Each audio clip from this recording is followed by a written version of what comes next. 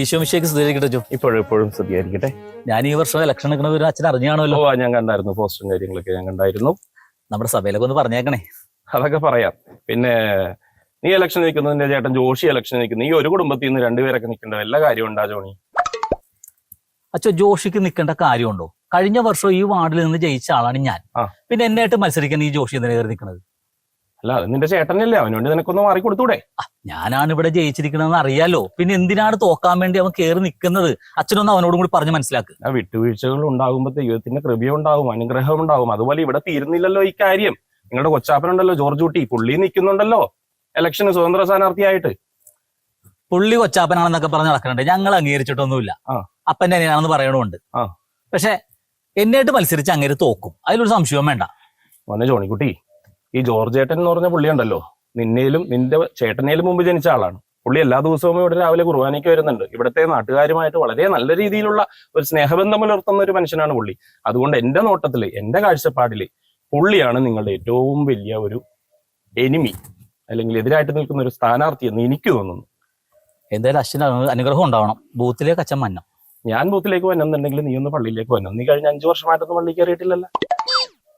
അച്ഛാ, അതെങ്ങനെയാണ് അച്ഛാ? ഈ മെമ്പറായ സ്ഥിതിക്ക് ഞാൻ ഇവിടുത്തെ ഈ നാട്ടിലെ കാര്യങ്ങളൊക്കെ നോക്കി കിടക്കുമ്പോ പള്ളിയിലേക്ക് വരാൻ നേരം കിട്ടുന്നില്ല. അച്ഛൻ എന്തായാലും ഒന്ന് ബൂത്തിലേക്ക് വന്നം. നീ ആദ്യം പള്ളിയിലേക്ക് അത് കഴിഞ്ഞ് ഞാൻ ബൂത്തിൽ വരുന്ന കാര്യത്തെ പറ്റി ആലോചിക്കാം. ഇത് അങ്ങനെയാണ്. ഞാൻ ഒരു കാര്യം പറയാം. ഒരു വോട്ടിനാണ് ഞാൻ തോക്കുന്നതെങ്കിൽ അതിന്റെ ഉത്തരവാദിത്തം അച്ഛനായിരിക്കും കേട്ടോ. മോനെ ജോണി, ദൈവം സാക്ഷിയായിട്ട് ഞാൻ ഒരു കാര്യം പറയട്ടെ. നീ ഇപ്പറഞ്ഞ ഒരു വോട്ടിന്റെ ബലത്തിലാണ് നീ തോക്കണമെങ്കിൽ അത് ഈ വാർഡിന്റെ ഏറ്റവും വലിയൊരു പുണ്യമായിട്ട് ഞാൻ കണ്ടോളാം. ഓഹോ, അങ്ങനെയാണോ? അങ്ങനെ തന്നെ. എനിക്ക് കാണാച്ചോ? ആയിക്കോട്ടെ. ഓക്കെ. ഓഹോ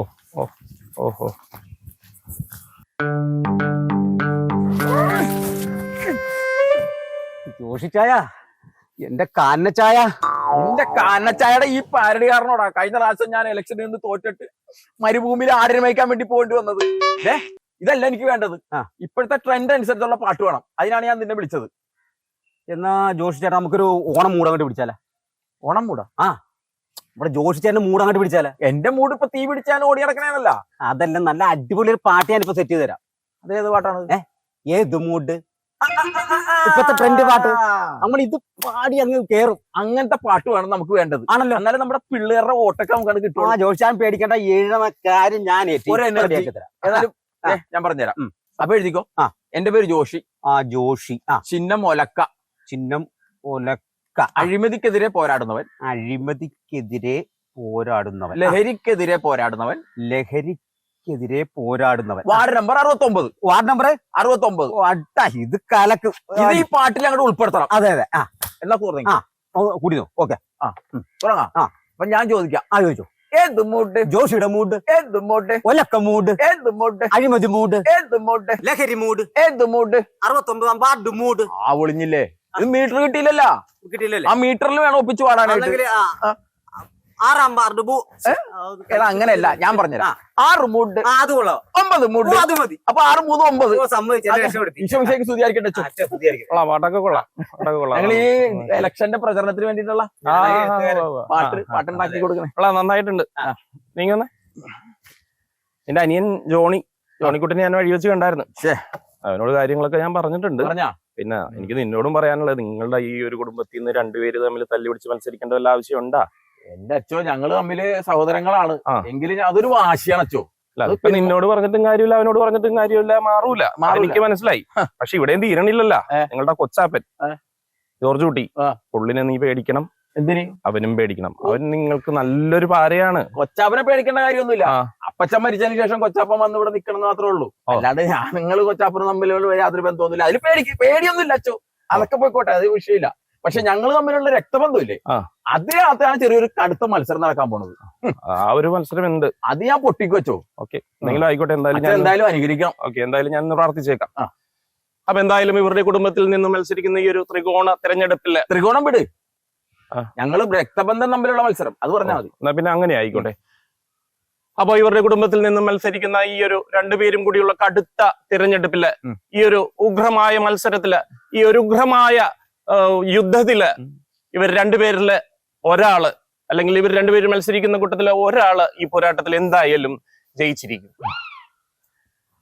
നന്ദി.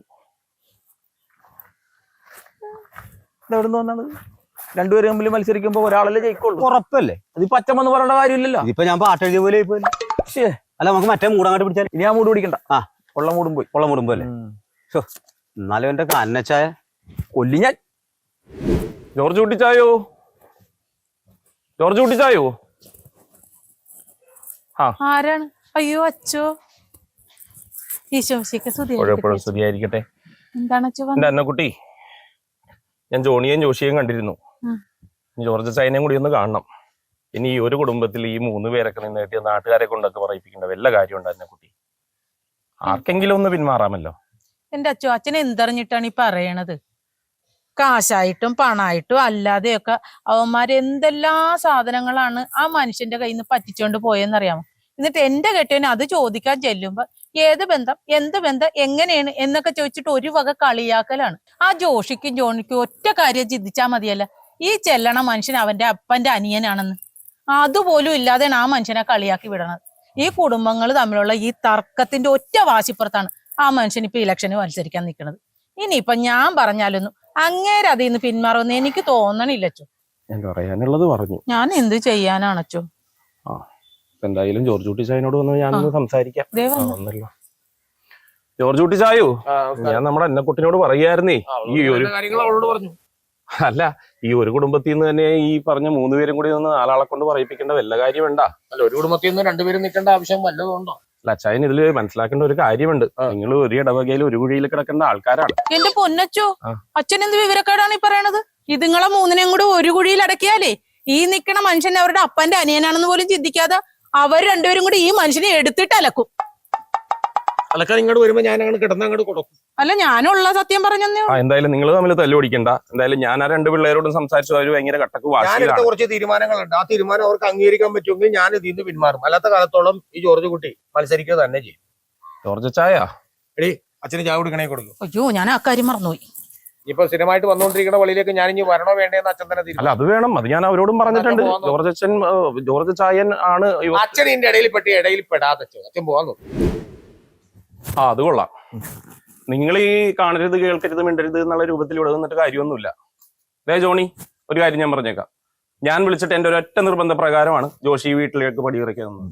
അപ്പൊ നിങ്ങളുടെ വീട്ടിലേക്ക് പടിയേറി വന്ന ആളുടെ പുറകെ പുറന്നിരിഞ്ഞ് നിൽക്കുന്നത് അത്ര മര്യാദയുള്ള പരിപാടിയല്ല, കർത്താവിനെ നിരക്കുകയല്ല കേട്ടാ. അവൻ അത്ര നല്ല മര്യാദയുള്ള പരിപാടിയൊന്നുമല്ലോ കാണിച്ചത്. ജോഷി മോനെ, ഇങ്ങോട്ട് വന്നേ. നിങ്ങൾ ഈ 2 പേരും കൂടി തല്ലുപിടിക്കാതെ ഈ വെട്ടും കുത്തും തല്ലും എന്നൊക്കെ പറയണത് ആരെയാണ്? നിങ്ങളുടെ കൊച്ചാപ്പനെയാണ്. പിന്നെ ആ കൊച്ചാപ്പനെ പിന്നെ എന്താ ചെയ്യേണ്ടത്? ഞങ്ങളുടെ കുടുംബ പേരും പറഞ്ഞ് വോട്ട് പിടിക്കാൻ നടക്കുന്ന കൊച്ചാപ്പനെ പിന്നെ ഞങ്ങൾ എന്ത് ചെയ്യണം? വെട്ടി നുറുക്കോച്ചോ ഞങ്ങള്. ഞാൻ ഐഡിയ പറയട്ടെ. മോള് പറ. അതായത് പെണ്ണുങ്ങളുടെ ഐഡിയ അല്ലേ, നല്ലതായിരിക്കും. മോള് പറ. കൊച്ചാപ്പൻ എന്നെ കയറി പിടിച്ചെന്ന് ഒരു പരാതി കൊടുത്താലോ? അത് ഉഗ്രൻ ഐഡിയ ആണ് കേട്ടാ. അത് ഇപ്പോഴത്തെ ട്രെൻഡാണത്. എങ്ങനെ ട്രെൻഡാണ്? അത് നിന്റെ ഭാര്യനെ കൊണ്ട് ചോദിച്ചാൽ മതി. എടാ, എന്റെ ഭാര്യനെ കൊണ്ട് ചോദിച്ചിട്ട് ഇവിടെ മെമ്പർക്ക് സ്വന്തം ഭാര്യനെ സംരക്ഷിക്കാൻ പറ്റാത്തവർ ഇവിടുത്തെ ഈ വാർഡിലെ പെണ്ണുങ്ങളെ എങ്ങനെ സംരക്ഷിക്കുന്നുള്ള ആ വോട്ട് പിടിക്കാനുള്ള നിനക്ക്. നിർത്ത്. എന്റെ ഭാര്യയല്ലേ ഇത്? അല്ലേ? നിനക്ക് അങ്ങനെ തന്നെയാണോ? ഇവിടെ ഉണ്ടല്ലോ, ഞാനൊരു അന്തിമ തീരുമാനം പറഞ്ഞുതരാം. ജോണിക്കുട്ടി, ജോഷി, പണം എന്ന് പറയുന്നത് ഒരു മായാവലയമാണ്. പണത്തിന് മീതെ പരുന്നും പണക്കില്ല എന്ന് കേട്ടിട്ടില്ലേ? അപ്പൊ നമുക്ക് ഈ സംഭവം പണം വെച്ച് പരിഹരിക്കപ്പെടാം.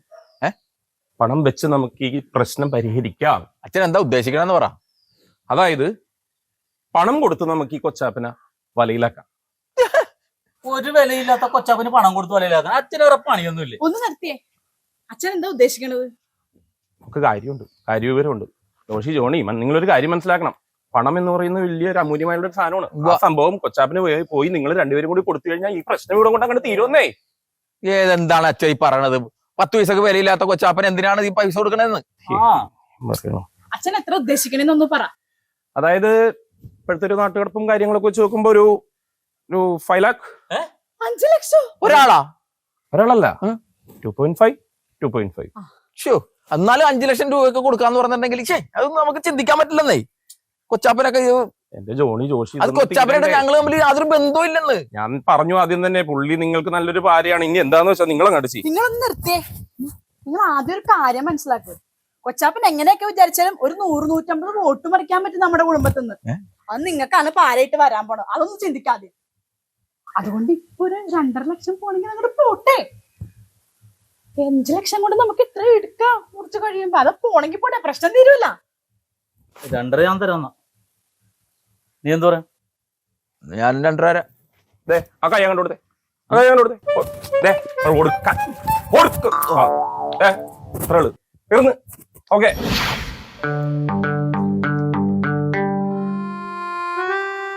അപ്പൊ ജോർജ് അച്ചായോ, അപ്പൊ നമ്മൾ ഉദ്ദേശിച്ച പോലെ ദേ ആ പിള്ളേര് 5 ലക്ഷം രൂപ നമ്മുടെ അക്കൗണ്ടിലേക്ക് ഇടുകയും ചെയ്ത്, പിന്നെ അച്ചായൻ പറഞ്ഞ പോലെ നാമനിർദ്ദേശ പത്രിക പിൻവലിക്കുകയും ചെയ്ത്. ഇല്ലെങ്കിൽ നമ്മുടെ ഇടവകയിൽ വലിയൊരു കലാപമാ അല്ലെങ്കിൽ ഒരു കൊലപാതകമാ ഉണ്ടാവുമെന്നൊക്കെ ഞാൻ പേടിച്ചായിരുന്നേ. ഇതിനൊക്കെ സാക്ഷി ഞാനും ആവും. അതുകൊണ്ട് വലിയ മനസ്സ് കാണിച്ച് അച്ചായൻ ആ കാണിച്ച തീരുമാനം എനിക്ക് ഇഷ്ടപ്പെട്ടു. ദൈവം നിങ്ങളെയും നിങ്ങളുടെ കുടുംബത്തെയും സംരക്ഷിക്കും കേട്ടാ. പരിപാടി അങ്ങനെ കാണിക്കണം. അച്ചോ ഒരുമാതിരി ഒലക്കട മൂടിലെ പരിപാടി ഞാൻ എടുത്തിട്ട് അച്ചോ. ജോഷി അതിന്റെ ചിഹ്നമല്ലേ, അതുകൊണ്ടിട്ടാ പറഞ്ഞത്. അതാണ് ഇപ്പൊ നിന്റെ പ്രശ്നം. അച്ഛൻ പറഞ്ഞ പോലെ 5 ലക്ഷം രൂപ ഞങ്ങൾ എണ്ണി തന്നില്ലേ? ആയിക്കോട്ടെ, അച്ചായൻ പറഞ്ഞ പോലെ നാമനിർദ്ദേശ പത്രിക പിൻവലിക്കുകയും ചെയ്തില്ലേ? പിൻവലിച്ച്. പിന്നെന്താണ്? ഇങ്ങേര് പിൻവലിച്ച്. ആ. ഇങ്ങേരുടെ ഭാര്യയല്ലേ ആ കൊച്ചാമ്മ, ആ. അവര് നാമനിർദ്ദേശപത്രം കൊടുത്തായിരുന്നു ഞങ്ങളത് മത്സരിക്കാൻ. അത് കോപ്പിലെ പരിപാടിയാണ് വെച്ചാ. അതെന്ത് പരിപാടിയായ അച്ചായ കാണിച്ച്? 5 ലക്ഷം അല്ലേ കിട്ടിയുള്ളൂ, ആ. ഇനിയും കിട്ടാനുണ്ട്. അപ്പോഴേ പിള്ളേരും ഞാൻ തമ്മിലുള്ള കടം തീരും.